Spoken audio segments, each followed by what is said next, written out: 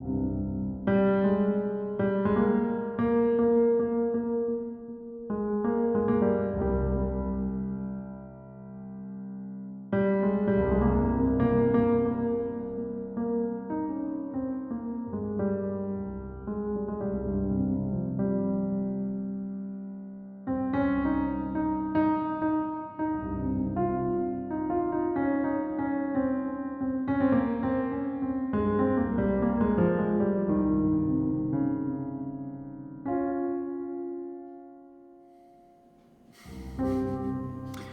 pet, my little piece of moon, my dainty dumpling. I'm afraid, my dear sir, I am in disgrace with you for not telling you. I will now narrate it to you. Oh, my silly duck, my fat rasgula, my gold doubloon. Oh, how pretty the Jewess looks, that Anna. I couldn't procure a camera then. I borrowed Isaac Perrier's machine. I always liked those Jew brothers. You remember, Father? Isaac and Emil were rich Sephardic Jews. Certainly, Jews from Aleppo via Surat. Dusky Hebrew fellows. Not a smidgen paler than myself, mind you, but bright and brilliant, like Golconda diamonds. If they knew anything, they knew Mammon. They loved Mammon. Smoked like a chimney, drank a mech under the table, a tragically viceful lot. I myself smoked as well, Father. I traversed the opium dens of Chinatown to smoke Yensiang, the Chinese pistol, with relish. Chewed green betel nuts and tobacco leaves in a sweet Benarasi pan. The Jew brothers acquired this nondescript area. Synagogue Street, Old China Bazaar Street, Portuguese Church Street, Armenian Street, Ezra Street. Set to work developing big houses and businesses. Also cart vending. Yehudi Girja, Alu Makalla, rum-soaked dark plum cakes in Christmas time. They started female illustration of commercial papers, those clever Jew lads. Took me to meet Amar Babu at the Classic Theatre. Alas the day. My little bumbling bully fancies the whore. Don't you, my precious puss? You yearn to fub that face with your L manhood. Behold the face, Greek, regal, impure with desire. Only I know how to photograph it. Not because I loved it, but like Aeschylus and Sophocles, I aspired to a higher classicism, profane and susceptible to be seen in new lights. Only I know how to affix a light on that face, which transforms the oft-seen before into the never-seen before. And only I know how to light the Indian bodies made of dirty mud. The rubble of brown bodies, multitudes with the bioscope machine, as cinematography operates through what it withdraws from the visible. What does it withdraw? What does it inject? And I am learning politics, that artistic procedures have to be accorded their own autonomy vis-à-vis political procedures. This is happening because I had failed to understand not only the rubble, but that the face is political. I have to pay the price. It is impossible to go any deeper, to be any truer, than manifesting the tension of the unthought and the unavowed, in the interstices of reality, through the granular images of the quotidian, representing the invisible like the fragrance of sweet lime, a silent barren patch made green by newly grown grass. Yes, every image is a salvaged star. Every image is a salvaged bit of meat and music. Every screen is broken mirrors. Every screen is a bouquet of naked rainfall.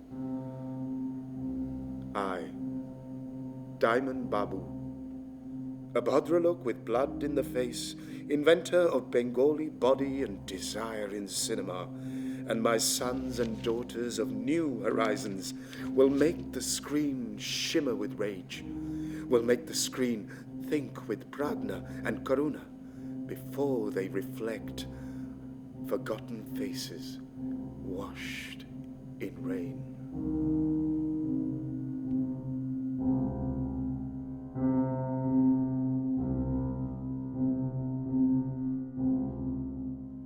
Aye, Aram se.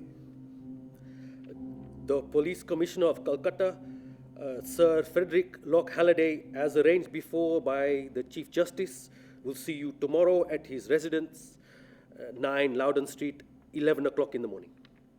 I beg your pardon. It is about the promissory agreement. The loan I took from Jamshedji Framji Madan. But I spoke with him just this Monday. This is outrageous. How can he enter the house like this? We have women folk walking around half nanga. When you took a loan from Jamshedji Framji Madan? No, this is the loan shark. The Chinky loan shark is liable for this summons. And I imagined we had a little more time. Haramzada Hanuman, monkey-mugged Kang Muhan. Somebody must have peed in his snub-nosed mother's nash to give birth to such an utter piss-yellowed peril. He's worse than the mongrel Marwari whore cunt-eaters. I was actually fixing to pay that sister fucker back after the Delhi Darbar film. I haven't a penny and you are fixing to leave for the spectacles in the village. It seems I cannot catch a break. This had to happen right before the exhibition for the Viceroy. Of course. Don't you worry. I am selling the property in Dhaka once I am back from the village. Oh, the temerity of that mongoloid monkey fuck. Not much left to sell, Dada. Besides, we need the funds urgently. Kang Mu-han is a powerful man. You have welched on a promise one too many times. I don't understand your line of thinking, Moti. This is just a hump. The problem is, we have to pacify the whoremongering commissioner, no? The judge is just a ninny, an uncultured cunt. He is the half-wit brother-in-law of Sir Halliday. Is that what punter is? What about the jewelleries? Can't you sell some jewelleries? You still have grandmother's jewelleries from Dhaka, no? Are you mad? All the properties are gone. Now grandmother's jewelries too? I have a daughter, Dada. I have responsibilities toward the family. I cannot be part of your mad ventures. What's properties? What's money? What are you? My father's son or a horse son? Dada. Stop. Just stop. You are a Bengali Bhadralok gentleman. Would you please stop consecrating Mammon like a Ferangi rapscallion, talking like a vulgar Bepari business folks? I understand what you mean, at least I'm trying to, but don't act so middle class or completely out of touch with life, or our lives, or our traditions. Remember what Ramakrishna says, Taka Mati, Mati Taka. Money is disgusting and debasing. I am not. I am certainly not a sannyasi, Dada. I am a simple man with a great deal of responsibilities. I, for one, will not let you ruin us. Moti, look at me. You will do exactly what I tell you to do. Be reasonable, Dada. Moti, Father Lafront has come up with a new way of making limelight and electricity. It will cut down the expenses in half, you know. And there is less chance of electricity failures. We will have public spectacles in Great Calcutta Maidan. There will be sardine-packed people, jam-packed from Kiddipore Bridge to Ellenborough Course. A great hullabaloo, Motilal. Our film show will surpass the glamour of the Calcutta International World's Fair. You will have your goddamn money. Fantasy, Dada. Look, I have had enough of this nonsense. People will not come. Cinematography is a dead end. Cinema will never make money. This contraption cannot make money. This is a black hole. it will swallow everything we have. Moti, don't worry your pretty little head now. You massage my feet. You do it really good. The English judge will not be kindly disposed towards a defendant like yourself who failed to honor his commitment to the germ of the police commissioner. Kang Mu Han has been professing the best whores from Ismat Bibi's brothel. Not to mention there in the opium trade, Kang Mu Han is lining Sir Halliday's pocket with cuts from the opium trade. Oh, I wish it were only that. No, you can't be serious. Oh, yes.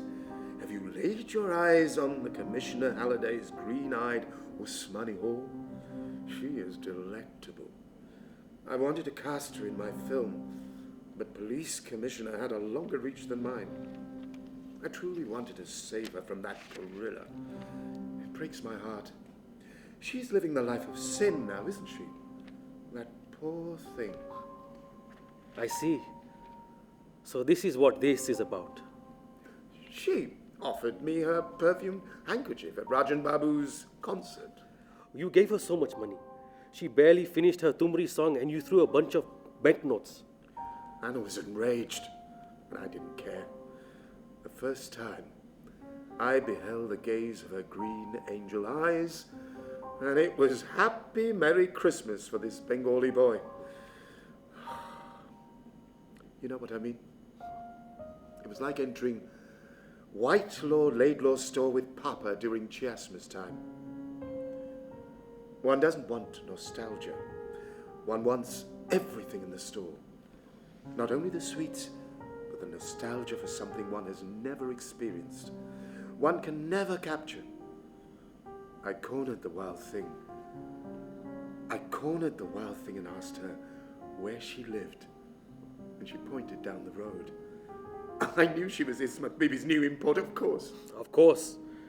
You know all the houses and the madam aunties. I promised to return to her. I promised to come see her in her house. Bring her a pair of musk deer with henna tails, carrying the fairest tree from the valley of Uttarakhand. Its roots are of ginger and galangal, the shoots of zadori. Its flowers are 3 pieces of clove, mace, and bark made of red cinnamon. The fruit is a sweet clove, and of cubebs there is no lack.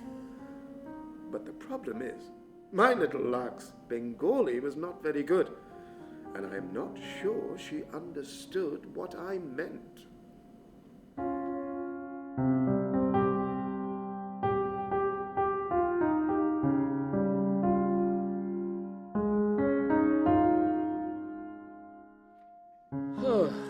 My love goes lightly, holding up her dress with dainty hand. Come hither, sweet pea, partake on the toddy. Here's some crisp pakora, hot dilapasan telavaja, just the way you like. Who passes in the sunlight by ways that know the light footfall? Who passes in the sunlight with mind so virginal? The tune? You recognize Lefront? Pardon me, Doctor, but this arouses distinct memories. I take it you admire the Russian composition. It's sensual. Not Russian, dear. Written by the Swiss chap, Paul Juon. Mysteries Opus 59. Inspired by Knut Hansum's Divine Tome Mysteries. I know of a lot of Indian theosophists who fervently favour this harmony during their seances. Well, I know for sure that it was Nicholas Roerich who played this for Abanindranath Tagore. Of course, Rabbi Babu, Abanindranath's westernised uncle, with our Hiralal, developed a play by Bernard Maeterlinck into Bengali, and knew Hampson quite well. He loves this music, our Rabindranath. What is Diamond Babu and our Hiralal's connection with the Tagores? Oh, Tagoras wanted him to film The Departed Souls. He was commissioned to film the seances, not only at Tagoras' place at Joroshanko. He would be summoned to Raja Malik's palace as well. He filmed Colonel Olcott himself. I'm a materialist like Sir Isaac Newton, yet I abhor vulgarity and method. Psychoanalysis, on the other hand, is not a science at all. It's a science of the underworld. It's nether knowledge. It's reflexive mythopoesis. Cinema plus psychoanalysis equals a science of the ghosts. Babu, true science knows but three states of mind: denial, conviction, and the vast interval between the two, which is not belief, but the suspension of judgment. The true science either denies traditionalist knowledge point blank, without any preliminary investigation, or sits in the interim between denial and conviction, and, thesaurus in hand, invents new Greco-Latin appellations for non-existing kinds of hysteria.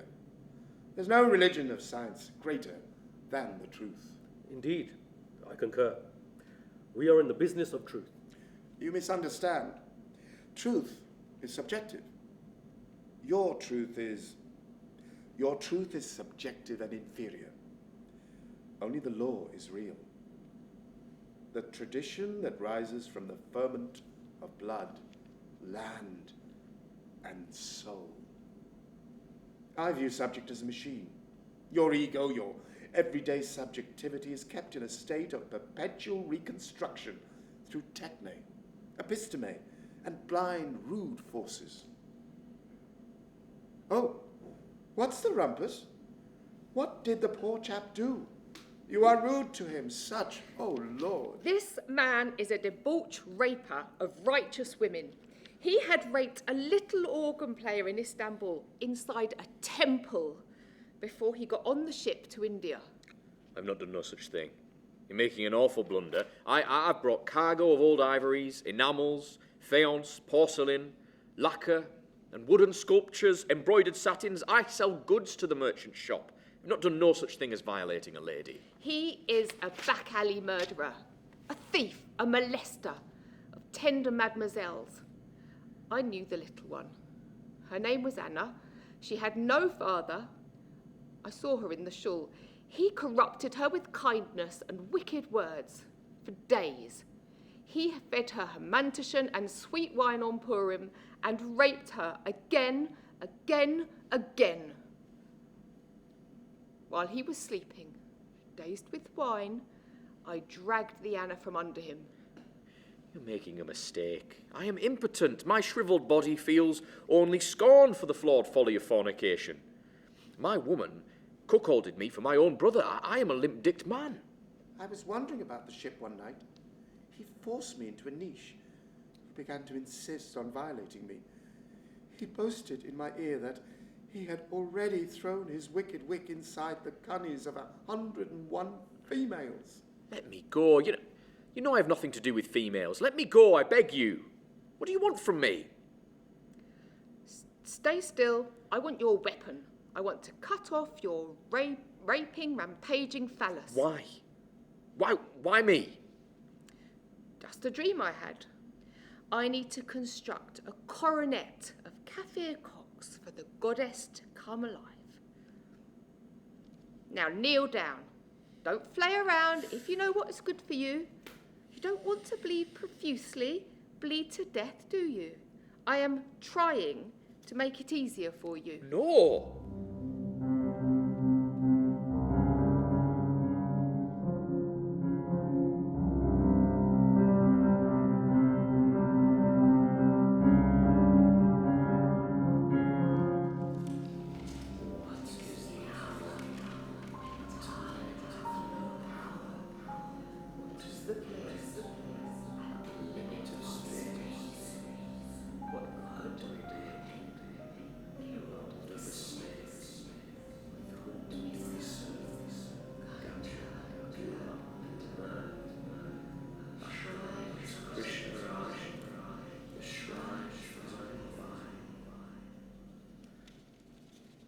I often wonder why I dislike Newton's materialism.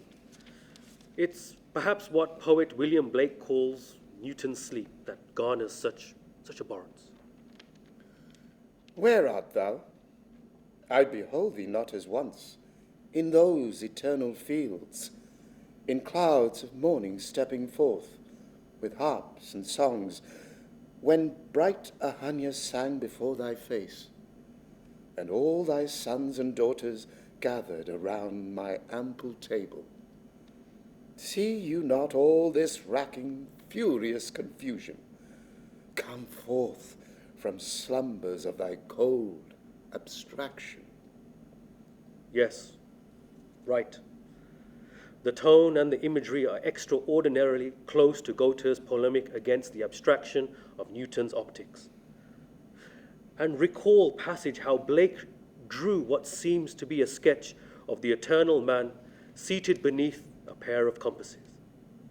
But 20 years on, Blake seems far more concerned with Michelangelo's iconography of the Sistine ceiling and in adapting the figure of Abias, which is long recognized as the prototype for the posture of Newton.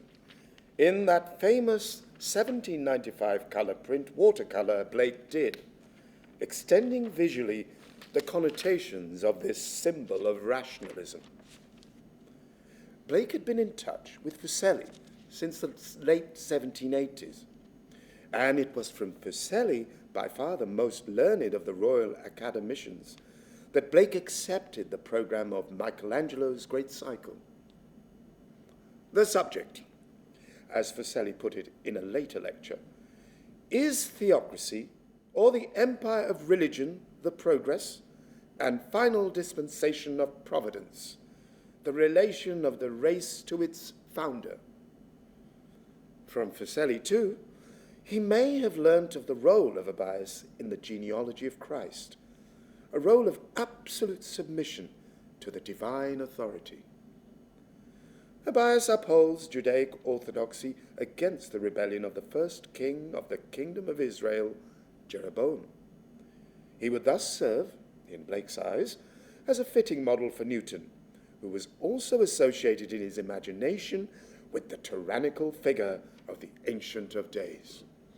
I would hasten to add, it is also that Blake knew Fuseli was familiar with the designs of the Sistine lunette in the 16th century engravings of Giorgio Gissi, which had served as models for Shakespearean fantasies he designed. Gissi's arrangement deeply affected Blake. Most certainly did, for it brought the ancestors into direct visual relationship with the prophets and sibyls between them. And Abias appears here as one of the supporters of the Persian Sibyl. The mystical darkness she engenders has cast both her flanking ancestors into postures of sleep, one of which Blake has adapted to his Newton, who sits similarly shrouded in darkness. While it seems improbable that he is seated on the seabed that is beneath the waters of materialism, the gloomy bottom of the cave of the Neo-Platonic material world, which, you must know, had recently been expounded by Thomas Taylor in his translation of the hymns of Orpheus. Newton is wide-eyed and active, but his posture and his setting are those of somnolence.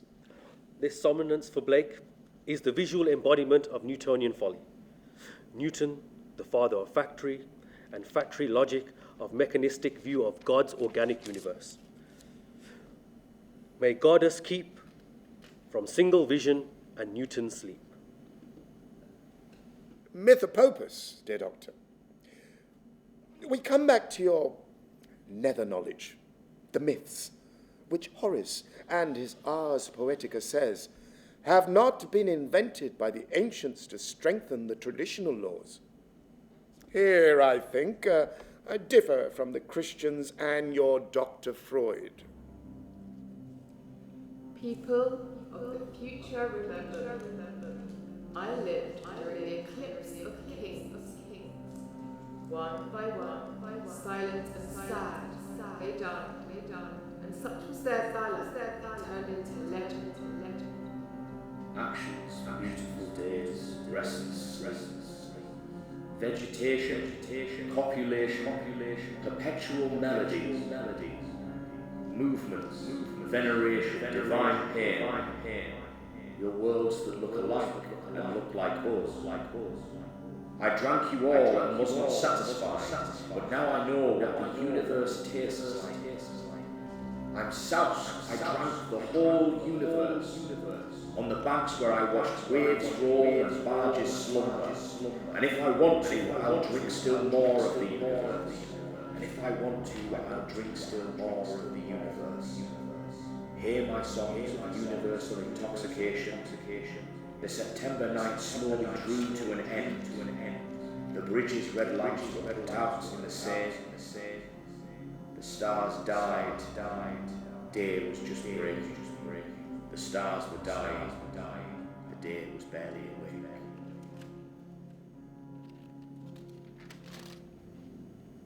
I have a weak mouth. My mother always said I had my father's weak mouth. He was a Jew. Your mother was Catholic? Yes. She married my father, a Viennese Jew, an unusually learned man, a weak man. My father had known Brahms and Hugo Wolf. I used to see a great deal of Bruno Walter and Kokoschka the painter in my childhood. Yes, my mother was Catholic. I was brought up Catholic. I started to learn to play the organ at 4. My friends formed a musical society on the model of Schumann's Davidsbündler. How old were you? 9.5. That's when you started to cut yourself. I had always cut myself. I had always felt my body was an inefficient, ugly machine. I had always cut myself, till I was filmed, that is. Camera cured me. Then I tried to kill myself. When did you try to kill yourself?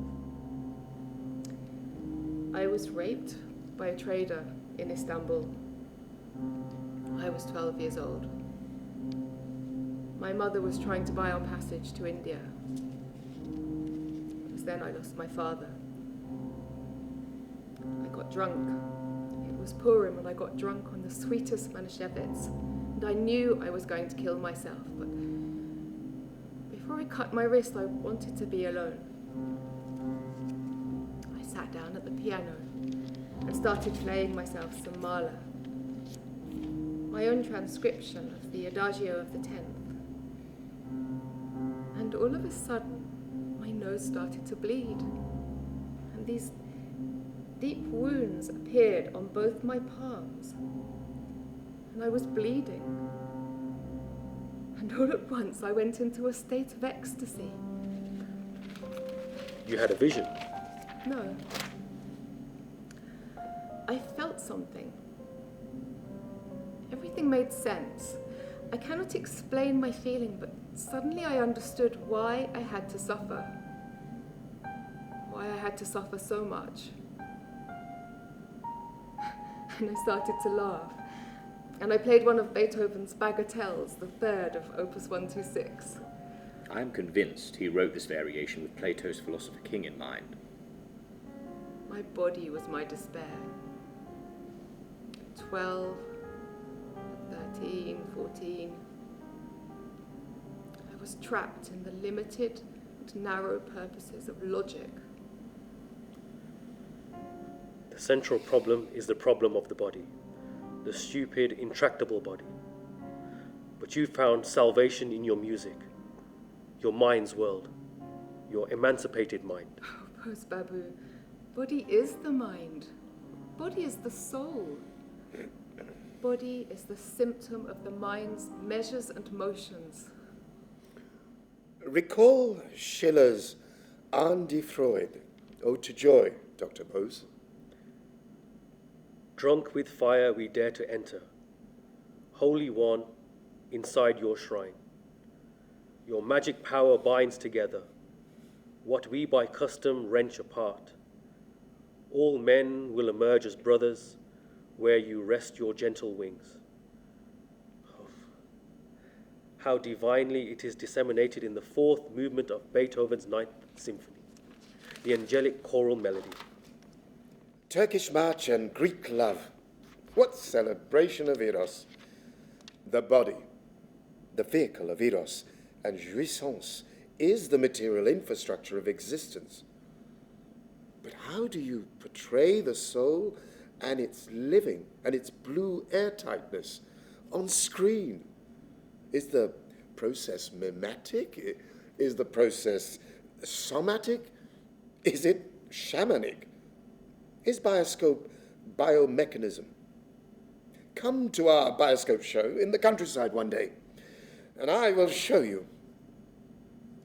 In order to procure light for the bioscope show, I burn lime in a bath with oxygen that is stored in a bladder. The process is dangerous, and it involves controlled explosions which produce a bright light that lights up the screen.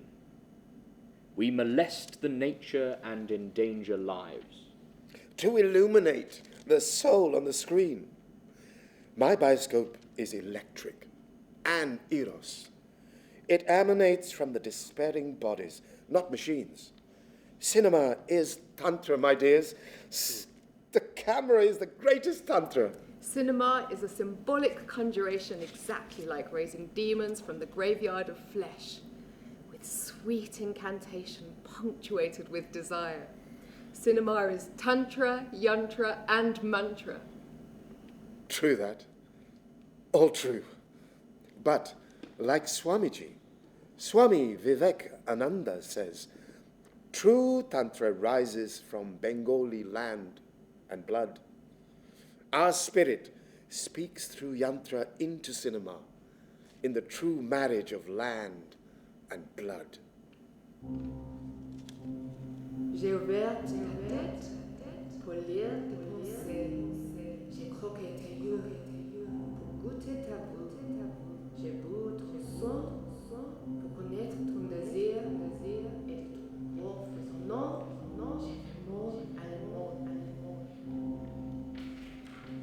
I opened your head to read your thoughts.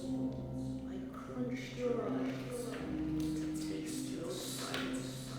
I drank your blood to know your desire. Your trembling body became my food.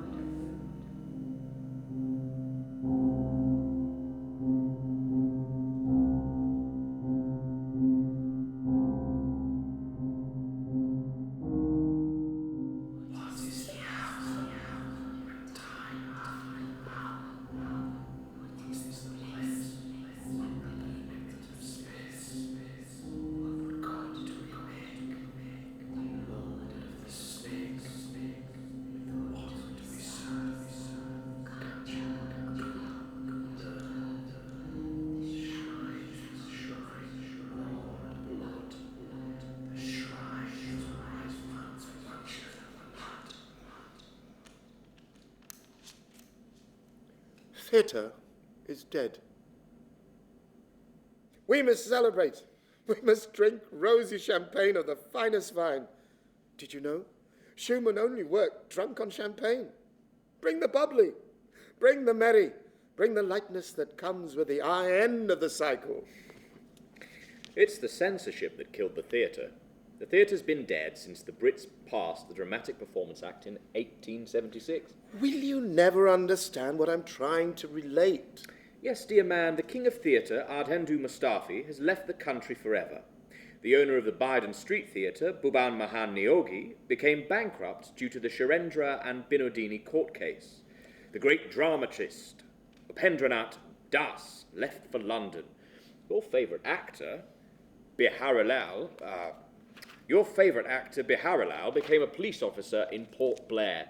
But it's the Lord Chamberlain's licence, and it's that third act of the Dramatic Performance Act that says, whenever the provincial government is of the opinion that any play, pantomime, or other drama performed or about to be performed in a public place is of a scandalous, deflammatory in nature, or like to excite feeling of disaffection to the government established by law in British India or British Burma, or likely to deprave and corrupt persons present at the performance. my pet, my little piece of moon, my dainty dumpling, But it's not only that. my silly duck, my fat rasgula, my gold doubloon. You recall the great day? I played my bioscope for the Chief Justice, Sir Francis Macmillan. 13th December 1901, the day Mad Frederick Nietzsche tore up and ate Kierkegaard's autographed tome. It was before I bought my first camera from the Warwick Trading Company's Charles Urban. Yes, They liked your film, The Flower of Persia. I'm coming to that. I filmed The Flower of Persia with a camera I borrowed from John Stevens. It's a theatre piece, you know. The Flower of Persia is a filmed theatre piece of the Royal Theatre. The bioscope was projected at the Dalhousie House. Yes, we intended to regale Sir Francis Macmillan. These pieces I filmed at Amara Rendra Datta's Classic Theatre. I can recall my friend, Dr. Sen. The great writer and folklorist, Ray Bahadur Dinesh Chandra Sen, was there at the spectacle. He saw the film. You know what he said to me? He said, "Why make such film? You are whipping a dead horse." A dead horse. He took me to meet Sister Nivedita. Miss Margaret Elizabeth Noble, you mean? The Irish devotee of your Swamiji. Who else? She is in touch with the soul of India. She understood the cumbersome and expensive contraption is the future. Theatre cannot record or project the wonderful, the dreadful, the protean history of now. She taught me that cinema is not a machine, but a faculty to become a witness. My cinema is the Swadeshi cinema. You are a scholar gypsy, Babu, witnessing and recording the new India like no one has ever known, and taking it all back to the villages, showing your works to the village folks. What Bhadralok does that? It's the flag Sister Nivedita designed, the flag of independent India. Have you seen it? Each colour is a code. Swamiji explains the gestalt of the flag. You're a village boy yourself, I take it, hailing from Manikganj. I am the foremost issue of Chandra Mohan Sen and Bidumukhi Devi, grandson of the famous barrister and landed gentry Gokul Krishna Sen. And I grew up by the old Ganges and resided in Zinda Bahar Lane, Dhaka. Naturalized and educated by the Brits. My grandfather noted at Kidapur docks rioted to inquire a copy of Thomas Paine's The Age of Reason, when the tome arrived for the first time in India. I passed my minor exam in 1879 and entered Dhaka Collegiate School. I quit school to become a maker of spectacles, but instead made my camera a witness to the emerging reality of this ancient delta of the Ganges. I filmed my witness films, all 40 of them. I filmed my documentary, Anti-Partition Demonstration and Swadeshi Movement at the Town Hall, Calcutta, on the 22nd of September, 1905. In the advertisement of this political documentary, Sister Nivedita wrote, "Amader Nijader Shati Khati Swadeshi Cinema." Indian bodies made of dirty mud, the rubble of brown bodies, multitudes with the bioscope machine. And only I know how to light the Indian bodies, as cinematography operates through what it withdraws from the visible. What does it withdraw? What does it inject?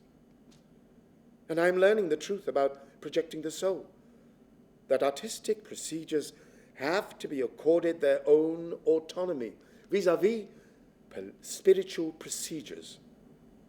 This is happening because I fail to understand not only the rubble, but that the face is political. I have to pay the price.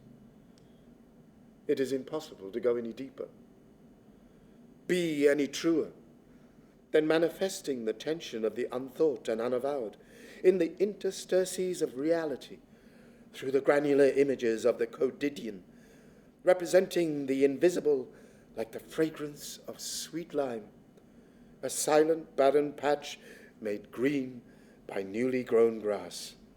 Yes, every image is a salvage star.